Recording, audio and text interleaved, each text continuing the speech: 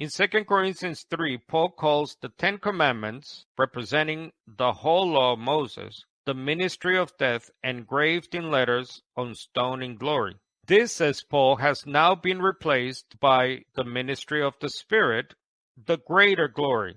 You show that you are a letter from Christ, the result of our ministry written not with ink, but with the Spirit of the living God, not on tablets of stone, but on tablets of human hearts. Later, in the same chapter, Paul says all Christians are being transformed into the same image from one degree of glory to another, for this comes from the Lord, the Spirit. Here Paul sees that both Jew and Gentile are now part of the one body, that is the church, by the one and the same Spirit. For in one Spirit we were all baptized into one body, whether Jews or Greeks, slave or free, and we were all given one Spirit to drink. I speak to sensible people. Judge for yourselves what I say. Is not the cup of thanksgiving for which we give thanks a participation in the blood of Christ? And is not the bread that we break a participation in the body of Christ? Because there's one loaf, we who are many are one body,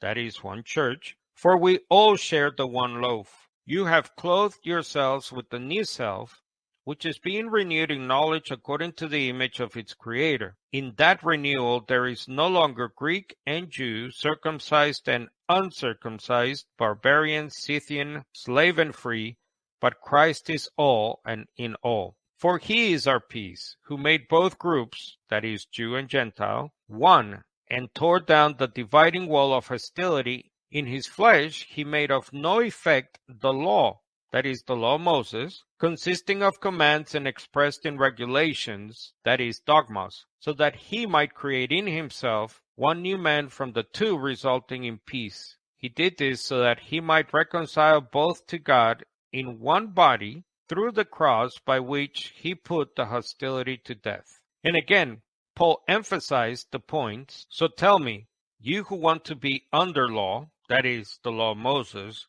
do you not listen to the law?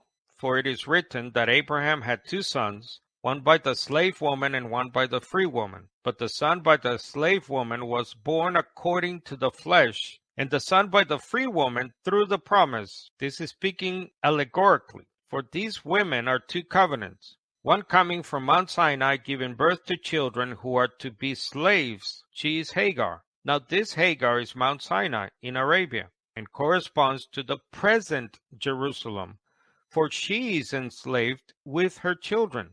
But the Jerusalem above is free. She is our mother.